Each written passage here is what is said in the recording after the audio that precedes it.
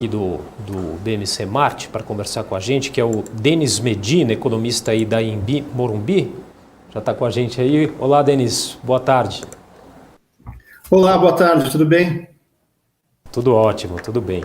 Bom, vamos falar aí de diversos assuntos, né? Mas a gente podia começar aí sobre essa questão que envolveu, que a gente falou bastante, acho que foi o assunto principal tanto no Brasil quanto lá nos Estados Unidos, né? A questão de taxa de juros aí, anunciada pelos bancos centrais. Queria uma análise sua em relação a essa semana aflita aí com relação a essa questão. A taxa de juros, a gente é utilizada como instrumento de política monetária para segurar, conter a inflação, né? Conter o aumento dos preços. E com o aumento da inflação, isso foi extremamente necessário.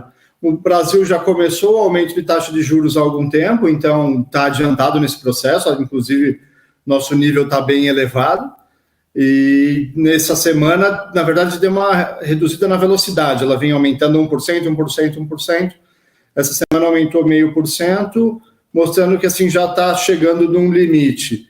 Por outro lado, os Estados Unidos aumentou muito mais do que historicamente tem feito. Foi para 0,75, então, assim, mostrando a preocupação e um avanço com isso. O Banco Central Europeu precisa, né, como falou os colegas aí, não queria ser Christine Lagarde nesse momento, porque vai precisar mexer assim, com seriedade, né? Por enquanto tem tentado equilibrar de alguma outra forma, mas não tem conseguido. Certo. Alex, Cabral. Eu tô no voo cego, eu tô sem escutar nada. Eu só tô rindo. Tô rindo animadaço, mas eu não escutei nem a voz dele ainda, mas tô rindo. Alex, quer complementar alguma coisa? Senão eu já vou para a próxima. Emenda aí, por favor, porque eu não consigo nada de retorno. Tô vendo o que houve. Eu queria só fazer uma pergunta, uma provocação, é o seguinte: até quando, né, a gente sabe que tem uma iminência aí de aumento de juros lá na Europa, mas até quando a Europa ela pode trazer esse argumento seguinte de os Estados Unidos ele vai trazer uma economia para baixo, sim, né? Ou seja, como o Powell falou, ou seja, vai trazer um pouso mais suave, mas na Europa parece ser muito mais eminente que será totalmente ao contrário, ou seja, mesmo que grande parte do mercado coloque isso no preço lá nos Estados Unidos, ou seja, que não será mais ou menos ali como o Powell está dizendo ali, né? Ou seja, essa economia indo um pouco mais devagar, na Europa parece que vai ser um tiro ali mais rápido, né? Ou seja, a economia ela vai sentir muito mais de uma forma muito mais acelerada. Você acredita nisso? E qual que é a sua opinião referente ao relativo, ou seja, Estados Unidos e Europa, propriamente dito? A Europa tem já sofrido efeitos inflacionários bem altos, né? Eu estava, inclusive, com o pessoal da Bélgica aqui na semana passada, e eles comentando assim, o preço dos combustíveis extremamente alto, dificuldade de precificar algumas, no caso a gente estava falando de alumínio, né? Dificuldade de precificar para futuro preço de alumínio e de outras commodities, porque e alumínio depende muito de energia, né, para a produção, então, assim, difícil prever futuro, mas assim, certeza de que precisa fazer algo para conter a inflação. E o que se faz para conter a inflação é diminuir o crescimento econômico, assim, diminuir a velocidade do avanço do consumo para que se consiga controlar preços. Então, sem dúvida, a Europa vai ter que passar por um ajuste aí muito em breve. Certo, perfeito. Denis, falar um pouquinho também sobre essa questão recente aí que a gente tem discutido bastante, que é a questão da privatização da Eletrobras, né? Quais são as próximas aí possíveis privatizações aí, a seu ver, né? Será que o mercado tem demanda aí para isso? De que forma, inclusive, essas privatizações aí elas podem impactar, né, no consumidor, na população de maneira geral? Privatização é sempre uma polêmica, né? Eu sou a favor de assim, o Estado ter o mínimo de atuação possível. Assim. Em áreas assim, que precisa de investimento, por exemplo, precisamos fazer uma estrada no meio do nada que conecta comunidades, não existe interesse privado. O Estado precisa fazer. Agora, assuntos que têm demanda, por exemplo, geração e transmissão de energia, distribuição, o setor privado tem muito interesse nisso, privatiza, os caras tocam melhor, tem custos melhores, gestão melhor, então acho, assim, eu sou super favorável a vários setores. historicamente, a gente viu muitas privatizações positivas, das Teles, Embraer, Vale do Rio Doce, todas muito positivas para todos os lados, para a economia, inclusive para o governo, com as empresas produzindo mais, acabam arrecadando mais tributos. Então, a expectativa da Eletrobras é que tenha no médio e longo prazo aí, um benefício grande para o consumidor e para a população em geral. Interessante falar de energia, porque, se eu não me engano, foi ontem, saiu uma pesquisa da Abrace, que é a Associação Brasileira dos Grandes Consumidores de Energia Elétrica, mostrando o impacto e o custo da energia sobre os produtos finais, né? Às vezes a gente não tem uma abrangência geral disso, mas a pesquisa diz que 23% do custo da cesta básica é de energia, tanto de energia elétrica quanto de gás natural, que é utilizado para vários produtos, né? Então, a expectativa é, conforme a gente vai avançando nessa absorção pelo setor privado da Eletrobras, isso seja muito positivo. Agora, para próximas, é difícil dizer, né? Mas a gente tem aí Correio na fila, que eu acho que é bem possível que saia rapidamente, principalmente porque a gente viu como funcionou a Eletrobras, foi super eficiente o processo de privatização. E Correios, uma coisa que não me lembro de ter visto, Correio dar lucro na história. E recentemente, com uma administração um pouco mais rígida, as empresas começaram, o Correio começou a dar lucro. Então, demonstra que a empresa tem um potencial grande de resultados e isso gera interesse do setor privado, sem dúvidas.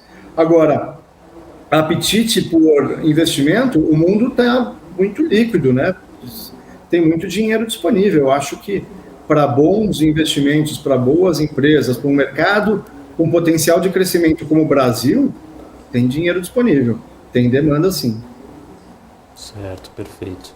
Mas esse dinheiro disponível, ele vem nesse momento ou tem que meio que ele sentir como é que o mercado mundial vai se comportar? Do tipo, você acha que esse dinheiro viria fácil ou vai esperar tipo 6 meses, esperar a eleição, 1 ano, para poder vir para o Brasil? Interessante que eu estava falando disso com alunos outro dia, né? Sempre tem essa questão de eleição, a eleição atrapalha, mas de 4 em 4 anos tem eleição, né? Se a gente pensar num negócio grande como Correios, como Eletrobras, como Petrobras, são negócios para durar 40, 50, 100, 200 anos. Então a gente vai passar por muitas eleições ainda, mudanças de cenário. Então eu acho que esse capital para esse tipo de investimento é um capital que olha a longo prazo. Então as bases que estão já postas, né? A economia brasileira estável, passou por esses momentos de pandemia, de guerra, e vem mostrando uma certa resiliência, vem mostrando um poder de resposta à altura, capacidade de crescimento, né, tanto populacional quanto da própria geração aqui de renda, emprego na economia. Eu acho que é difícil dizer se vai vir agora ou vir depois, mas que existe interesse internacional, isso não vejo muitas dúvidas, não. Eu acho que existe sim, e é uma questão de ter bons projetos, boas propostas para que esse capital venha. Falar um pouquinho agora sobre essa questão do nível da população economicamente ativa, né, ou melhor ocupada aí, que a gente tem vivido, né, estamos vivendo aí recorde histórico, né, com aumento no número de pessoas trabalhando, e por outro lado a renda, né, não tem acompanhado, né, tem caído aí de forma significativa, né, também a gente tem uma trajetória de queda aí no nível de desemprego, apesar de termos mais pessoas trabalhando, o número de desemprego continua sendo aí de 2 dígitos. Queria uma análise sua também, Denis, nessa questão. É uma coisa interessante, né? Porque quando a gente olha população economicamente ativa, são as pessoas que estão trabalhando e as pessoas que querem trabalhar. Na pandemia a gente teve um nível de desemprego elevadíssimo, né? Bateu lá nos 15% praticamente. Por quê? Porque as pessoas não, né, fecharam empresas, teve uma série de restrição, aí a gente teve problemas graves no cenário geral. E aí o nível de desemprego, que são as pessoas que estavam dispostas a trabalhar, mas que não estavam trabalhando, estavam procurando, mas não tinham emprego, estava lá em 15%. E a economia cresceu, se recuperou, crescemos 21%, se não me engano, 4,5%, já teve primeiro trimestre mais 1% de crescimento, e ainda estamos com 2 dígitos, como você falou, mais de 10% de nível de desemprego. Porém, nunca tivemos tantas pessoas empregadas, né? O que aconteceu? A população economicamente ativa aumentou. Então, tínhamos lá pessoas ocupadas, que era quem estava trabalhando, e hoje temos um nível de pessoas ocupadas histórico, nunca teve tanta gente trabalhando. Então, a gente tem mais pessoas no mercado de trabalho. Agora, o impacto disso na renda é aonde geramos mais trabalho? Na base. Né? Então, a gente acabou vendo o nível de renda reduzir em relação a períodos anteriores, uma queda significativa. Se eu não me engano, em torno de 8%, 9% de queda em relação ao ano anterior. Porém, temos mais pessoas no mercado de trabalho, temos mais pessoas com renda e que essas pessoas querem consumir.